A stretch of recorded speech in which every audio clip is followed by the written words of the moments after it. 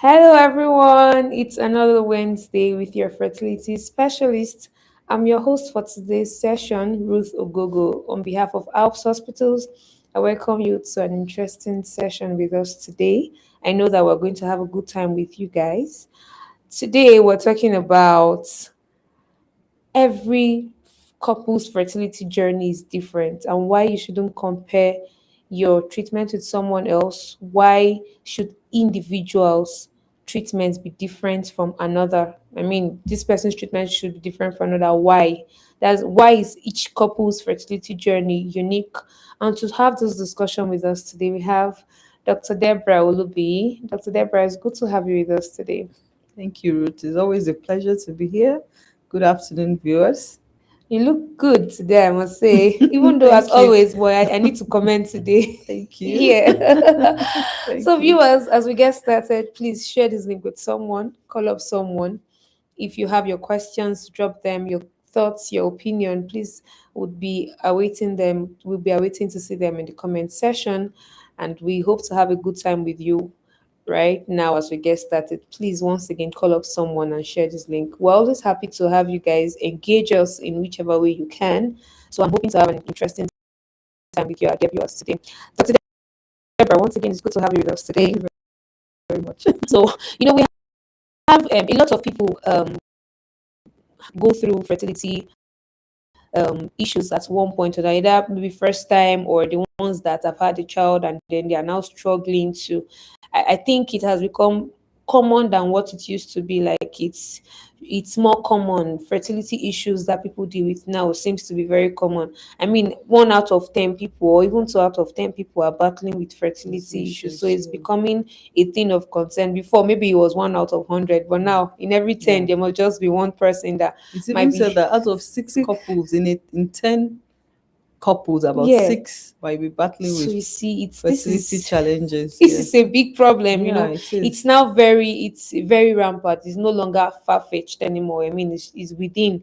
Yeah. It's not far from us anymore. And a lot of people feel like if I have a brother that has gone through this, what did you use for that your fertility issue that time? They want to just go straight and do Want to what the compare person yes notes. and Yeah. all that. So, Yeah. well, why do you think that it's important that we even talk about this topic of everybody's fertility journey being unique or peculiar to them, and why is it necessary that we talk about it? Because we have a lot of people wondering why are we even talking about this in the first place. So All yeah. right. Thank you. So it's very important. People need to realize that their own fertility journey is unique and personal to them. Mm. Because in our environment we see people comparing a lot.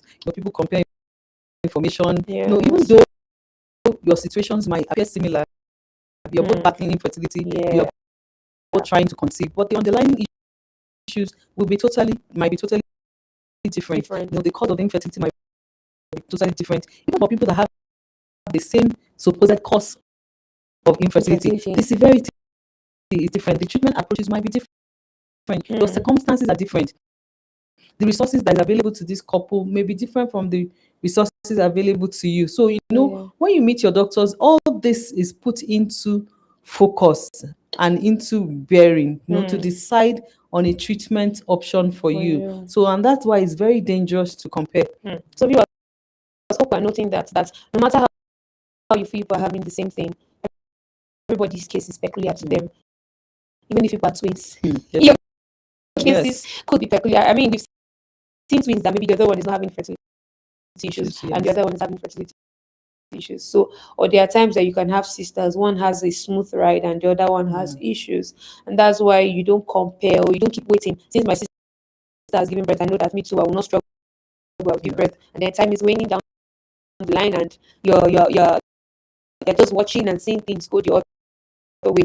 Well, so that's the reason why we've actually thought it very necessary that we talk about this topic today. So, yes, I guess some baseline things that you can look out for when a couple visits for the first time that they're battling with fertility, struggling to conceive. Because you have this couple, maybe you're recommending an investigation for one, and this other one is saying, but when my friend came, they did not ask her for this one. Oh Exactly. yes, so That's all what part are of the some of comparison yeah, so what are some of these that they do. Yes.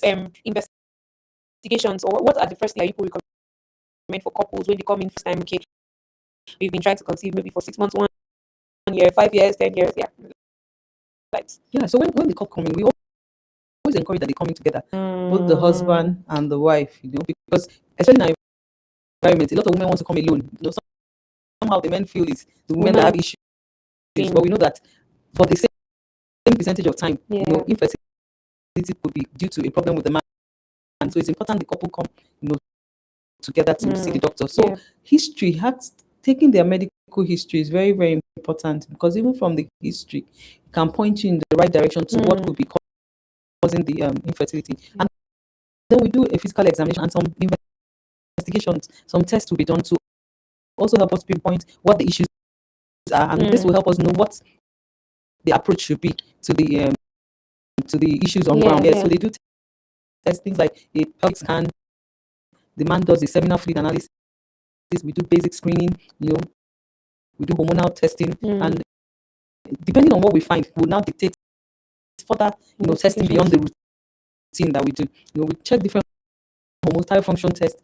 Some people might need to have a hysteroscopy. That will come Just off from what we find on the scan.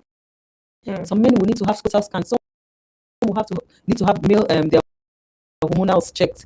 So it depends on what we find. That's why we say no two journeys are the same. Yes, because your history is different. You might all be suffering from infertility, but what is causing infertility in this person might not be what is causing infertility in you. You could have two women having uterine fibroids.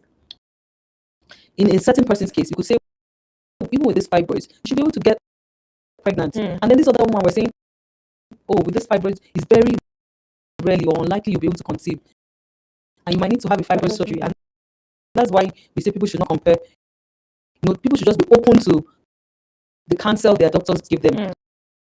Yes, you could get some stories from your friends. And one thing is that we should realize that people tend to share only the positive aspects of treatment. Yes, they don't tell you about any previous failure. They don't tell you about the financial constraints or finances involved. They don't tell you about the emotional issues involved, or the journey they've had to go through, the procedures they've had to go through. Some people just abbreviate or summarize the story. Oh, we came and we got our baby. They don't take you through all aspects of the journey. Yes, so that's why you should be open to the counsel your doctor gives you. Yes, whatever your friend or family member has told you is valid, but be open to what the doctor tells you, and know that this your own journey is personal to you and is individualized to you. It might not be similar to what the other person had to go through. Okay, so while you were talking about some of the investigations, can you throw more light on when we have conditions that require further evaluation? Like you mentioned hysteroscopy. What are some of the things that some of the things that you find in your clients that will now want you to recommend hysteroscopy? Or for a man, since it's not every man you have to have a scrotal scan or do some further investigations, what are possible things that you may find in a man that would want to probe further? Because just the way you mentioned, some of them will just put their line on the baseline. So when you start calling extra investigation, like another my friend didn't go for this. Exactly. She said this, and so it's good that we also enlighten them so they know what the possible things that can actually preempt these further investigations that they actually might be recommended to have. So for a man now, a man that you do the seminal fluid analysis and no sperm cells are seen, what we call in the medical term azoospermia. You want to know what is happening. Is it a problem of this testis, that's the organ where sperms are formed, not producing sperm, or is there an obstruction along the pathway that's not allowing the sperms to come out? So you want to evaluate further. One way you can know if the testis is still producing sperm is by doing a hormonal assay for this man. Yes, there are normal levels of the hormones that favor sperm production. Yes, and then you also want to do a scrotal scan. A scrotal scan will help you identify any structural abnormalities, things like varicocele, things like abnormalities in the testis itself, masses, hydrocele. All those things can impact on the sperm, and some of those things are amenable to surgical intervention. Yes, so that's for a man. Even a man that has very low sperm count or abnormalities in terms of the morphology, that's the appearance of the sperm, or in terms of the way the sperm move, or in terms of the number, severe abnormalities in any of these parameters Yeah. will make you want to do further testing to see if you can find a cause that can be treated. Yeah. Yes, so That's for a fine man, now. yes. And then for hysteroscopy, a woman that is not seeing her period any longer, or a woman that, maybe she used to see her period for like 4 days, all of a sudden the flow has really reduced significantly. Yeah, you want to look at the lining, because that's the lining that builds up and sheds. A woman that's Yes. had a previous surgery, maybe fibroid surgery or a cesarean section, you also want to look at the lining closely. Or a woman that's had failed IVFs, that is, the cause is attributed to maybe the line endometrium. Egg embryo qualities were good, and then pregnancy is still not happening. Yes, you want to look at that lining further. So hysteroscopy would be a good thing to do in all of these scenarios. Yeah. So viewers, hope we are noting that when they recommend some of these investigations, it's not just that somebody just wants to make you to spend money. It's just to further check what could be wrong, so that if something is actually wrong, solutions can actually be preferred that would increase your chances of conception. Because I mean, the goal of you coming to see a specialist is because you also want to achieve conception. And so if they are recommending investigations that they feel might just give us an idea of what might just And sometimes change the thing. the investigations are not even to find a problem. It's just to be sure that there's no problem. Yeah. Yes, because you do a scan sometimes and the lining looks okay, but there's some things the scan does not see. Yeah, so you might even want to do a hysteroscope to just be sure that this lining is really okay. Yes. So the absence of a pathology, it also helps the treatment. The absence of finding something wrong also helps the treatment. You know that this is okay. Yes. So it's not compulsory that you must find something wrong. Not finding something wrong at least reassures everybody that this is okay. Fine, Exactly. Yes. So in such a case, even when IVF fails, you go back to drawing board. You're like, okay, even when they did this, it was fine. So they might want to look somewhere else to check what might possibly be wrong. And that's why sometimes when you do the investigation, for instance, hysteroscopy, and they say everything is fine, they'll not be wondering, why did you have to do it? Yeah, exactly. The fact that we've ascertained that everything is fine also helps the treatment. You mustn't always find something wrong. Exactly. Well, no, we'll be happy if we don't even find something wrong. Yes. So that you know that you have some hope. Your chances of succeeding are higher when everything looks okay. So yes, you have in the course of hysteroscopy, there are some people like that they might have noticed maybe a growth. Maybe I'm sure that sometimes when the doctors they scan, they might see some abnormalities even that scan, they sometimes you don't can see that. understand. And the scan will not reveal what that growth exactly is. it is. Exactly. It just shows that there's something there. You don't really know, is it a fibroid, is it a polyps? Sometimes you might not really be able to tell on the scan. But when you do a hysteroscopy, you're able to tell. And then it's better and then it's addressed. Yes. So these are some of the things that you actually could stand to gain with more of these investigations. Well, are there some lifestyle that actually hamper people's fertility? Because a lot of people sometimes they just live anyhow and they just feel like everything is fine. It's not this one. I have a friend that took all these things and nothing went through. So my case no go different, or not for my head it go start. Those kind of things, and then just go ahead and live anyhow. I'm sure that you've also had some women that will complain to you that talk to my husband, or he's drinking too much and all those things. Well, so are there some lifestyle of people that could actually lifestyle impacts on fertility? Yes, lifestyle in terms of weight. People that are overweight, obese, especially for a woman, it affects the hormones, and this can disrupt ovulation. You see some people very obese, they don't even menstruate any longer. So irregular ovulation and ovulation means they're not even releasing, they're not releasing eggs. So it can impact because it disrupts the hormone. So usually, even at the evaluation, people that we do BMI, body mass index, and we encourage people to try to get within their optimal weight bracket. Even a 5 to 10% reduction in weight can impact so much on fertility. Yes, even for the man, being overweight, obese can impact on sperm production. And even when you're underweight, so it's not overweight, women that are overweight, underweight, some people that are really severely underweight, maybe malnourished and all that, some of them don't even menstruate any longer. Yes, so weight is very important. Other lifestyle like smoking damages the Hmm. So it's very important. Smoking is one of the lifestyle that, when you stop, we can even see some improvement in the Hmm. sperm and all that. So smoking, for drinking, if you drink heavily, it impacts on the sperm, impacts on the hormones, both for a woman and a man. So a lot of lifestyle, adequate, proper nutrition, very important.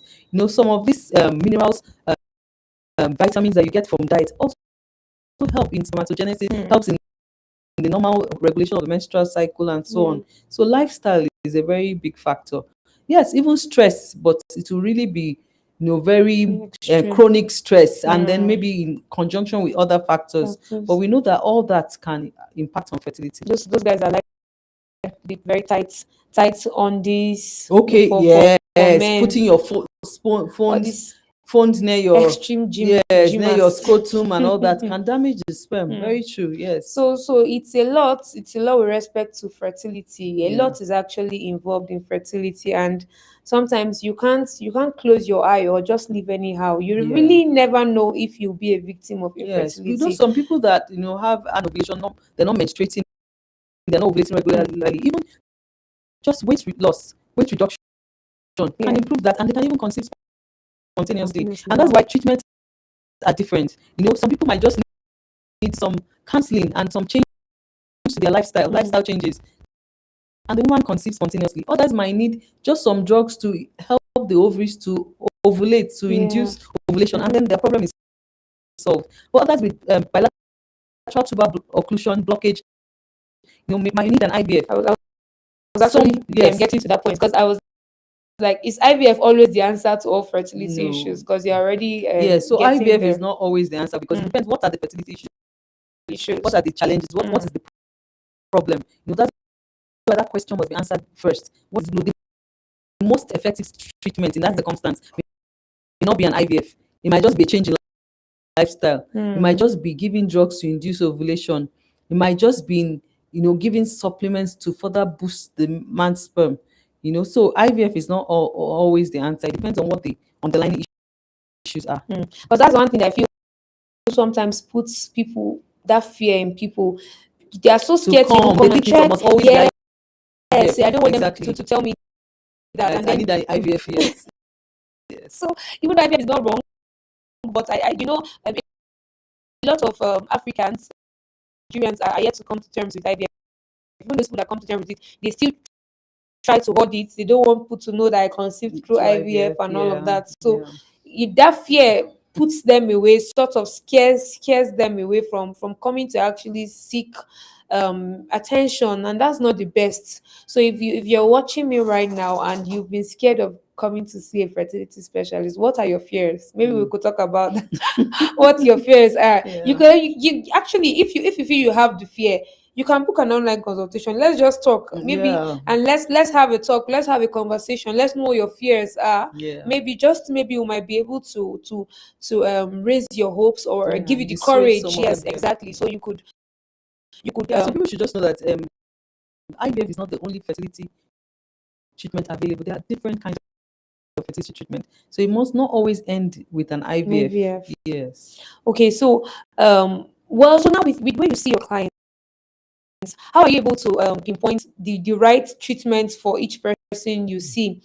Like, okay, situations that warrant, maybe we feel this is for someone that age is a factor. I mean, just how do you eventually categorize the various kind of treatment that might be um, perfect for a particular client or a particular couple? Yeah. So taking their whole medical history, like you mentioned, age is a Mm, very important factor in fertility, both for mm, a man and for a woman, yeah, because we know that the treatment you might offer a couple that is young in their early 20s, going to early 30s, would be mm, different from the treatment you offer to a couple, especially the woman in her late 30s and 40s.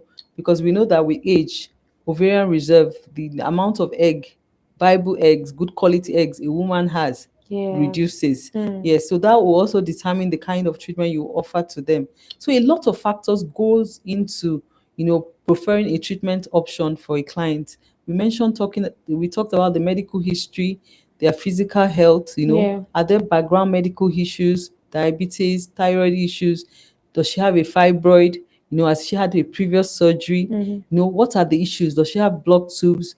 What's the man's sperm like? So a lot of a lot of things come into play before you now offer a treatment pathway for the couple, For and then we them. get their input too, because it's not just offering the pathway. Is this something they're able to do? Mm. There are other couples that you have to bring into play, things like location. There are some people that are not domiciled in Nigeria. The Yeah. partners don't live together. So you Yes. have to put so many things together. So we do this in consultation with the clients. They have an input to make. Yeah. And then together we now come to an agreement on the way the treatment should go. Wow. So viewers, so you can see that there's a lot actually comes to play with respect to the particular or specific treatment that is peculiar to you. Somebody can be young, and if she feels like, sorry, I don't want to wait, let's just go ahead. There are people that actually just come to you, and even when you feel like give it time, they just outrightly say, I want Yeah, to go for everybody IVF. I don't want exactly. to waste time. Yeah, exactly. Circumstances, situations Mm-hmm. differ, finances differ. Yeah. People that maybe they're not in the same country. Mm-hmm. You've evaluated them. There might not be an obvious reason why they're not getting pregnant. It might Pregnant. just be Yeah. an instance of just trying for a bit more. But they say Yes. they want a child now. This is Mm. our situation. This is how we've projected our life, and they Yes. have the means to. Yes, they can Go have ahead. an assisted fertility treatment. But some other couples that have the time to wait Yeah. and they're young, you can say, okay, let's try for the next 6 months. Let's see And I what. see. Yes, so you can't not no one way. A lot of Yes. things come into Into play, play. So into even consideration. while in this process of fertility journey, age, I know age plays a role. Let's talk a bit about age and a woman's fertility prospects, even when Okay. she even tries IVF success and all with respect to her age. Let's Yeah. talk a bit about Yeah, it so for a before we woman, round up. age is very important in fertility. The younger the woman, the higher the chances of her succeeding, either with spontaneous pregnancies or with fertility treatments. Yeah. So the younger the woman, the better the chance. And that's why you see us saying, if you are in your early 30s, above 35 years of age, once you've tried for 6 months and you're not conceiving spontaneously, please see your fertility doctor. Don't wait, because we know that from about the age of 35, Yeah. the ovarian reserve starts declining for a woman, Hmm. declines markedly for a woman. So but a woman that is in her early 30s or even 20s, yes, she might have the opportunity to wait a bit. But a woman after the age of 35, talk more of a woman in her early 40s. Hmm.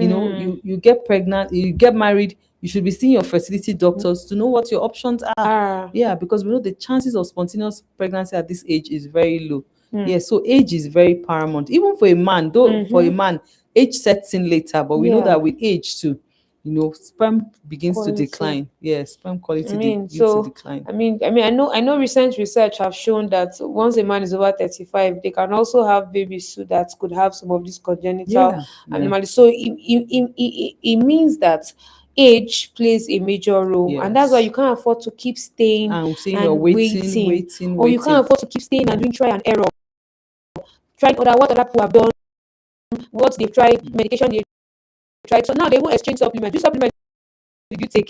Please get this one.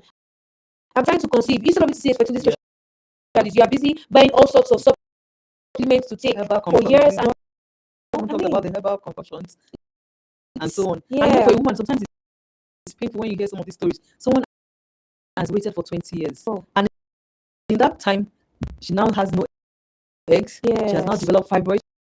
She's developed hypertension, Wow. other issues that complicates the whole process as setting. Yes. Yeah, so it's So really it's sad. it's it's a lot, and that's why we keep emphasizing on age and the waiting period. You really don't have to keep waiting. Seek help Yeah, early. Even yes, if you think you are going to use donor eggs, the younger you are, the better your better. chances are of having a pregnancy that would hopefully go smooth. Yes, nobody Yeah, is saying that the fact that someone is young they can't have complications with pregnancy, but it's not as it will be lesser compared to as a as woman is advanced aging age. at Yeah, advanced age. Yes, I yeah. know we've talked about advanced age and what we refer to that on this platform. So a lot goes on with fertility with age, and we cannot stop talking about it. So we keep reawakening whatever is sleeping in you that is Our making you wait. consciousness. Yes, we'll keep putting it in your consciousness so Yeah. that you know that you don't have time as you think you Yeah. do. You don't have the luxury of time. Yes, time when you're aging is no longer a luxury. You can't afford to keep waiting or wasting time. So as we wrap up today, Dr. Deborah, what's your counsel to people generally with respect to how individuals have their peculiar treatments? They shouldn't compare their journey. Yeah, people shouldn't compare because when you compare, the Bible even says that people that compare themselves with people that compare themselves with each other are not wise. They are fools. You Mm. can't compare yourself with anybody. You're unique. Your own journey is personal and unique to you. And like we've mentioned, a lot of things makes your journey different from other people's journey, no matter how similar you think your journeys are. Ah, Yes, so it's good that you listen to whatever counsel your fertility specialist has given to you, and then you make an informed choice. Choose the best counsel you've been given. Don't compare your journey with anybody. People will not always tell you the whole story. Unfortunately, they will never tell you the whole story. true. Someone It's might true. not even tell you the truth. Knowing our environment, our society, people tend to hide a lot of Yes, information. Yes, yes. because well, it's personal to them. They might not want to share it with you, and that's why you should be open to the counsel that your doctor gives you when you Gives come. I think that's just my counsel for them. counsel. They should be open to the counsel they're giving and know that their journey is unique to them and Mm. personal to them. To them. Yeah. Yeah. So I hope we've noted that so much has been said by Dr. Deborah. So we need not reiterate. All is as precise as it can be. We have a question coming in from Dauda Victoria. She's asking that why do people still fail IVF after spending money? Yeah, That's well, a hearty yeah, question. yeah. I know it's painful. Not just money, what of the time, resources, the sometimes discomfort you have to go through. But Yeah. like we always tell our clients, IVF is not 100%, successful. Success rate for IVF is between 30 to 35% worldwide. Mm. Yeah. And why you need to spend money so that the best can be done for you. Like we talked about evaluations here. A lot of clients want to shy away from evaluations. Mm. They were like, I want to have an IVF. Yes, we know you want to have an IVF. Mm. Let's evaluate so Yeah. that we can do the best for you. Whatever are the issues that could lean us towards failing, the IVF failing, we can try to correct most of them as much as we can. Yes, I know sometimes even after doing this, IVF still fails. Yes. Yeah, in that circumstance, yeah, it's unfortunate, it's sad, but we still encourage, we still encourage. Research has shown that success rate for IVF increases with each attempt. The lowest success rate for IVF is at the first attempt. Mm-hmm. Many people succeed after more than one attempt. So please don't be discouraged. We know it's not easy, but don't be discouraged. Don't give up. Still be hopeful. And we know that as you listen to your doctor's counsel, as you try again, we know that it will happen for you.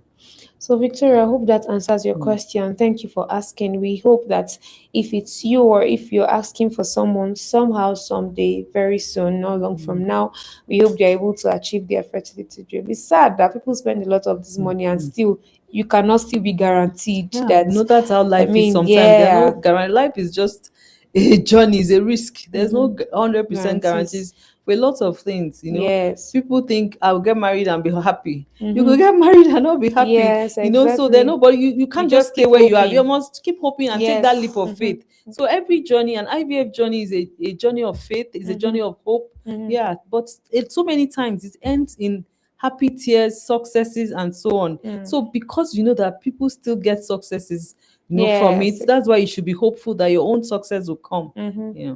So it's just like when people are ill, the fact that they spend a lot of money And is still not 100% that whatever cure they are trying to get can actually be that. And IVF is assisting conception. yeah. It's not 100%. You can just keep hoping that while you are Yeah. trying somehow, yes, you are able to achieve conception and hope for the best. So just keep an open mind, and we hope that you achieve your fertility dreams soon. Thank you so much, Dr. Deborah. We had a good time Thank you with you for today. having me, Ruth. Always a Thank you. pleasure to be here. Thank you. Thank you, viewers, for staying tuned with us. We had a good time with you. Thank you for always engaging us. We see you all. Continue to stay tuned, continue to like, share, continue to look forward to all our notifications on our various social media handles. Continue to stay tuned, watch our videos, like our posts, and we hope to bring more to you as the days goes by. But for now, we hope that you enjoy the rest of your evening. Bye.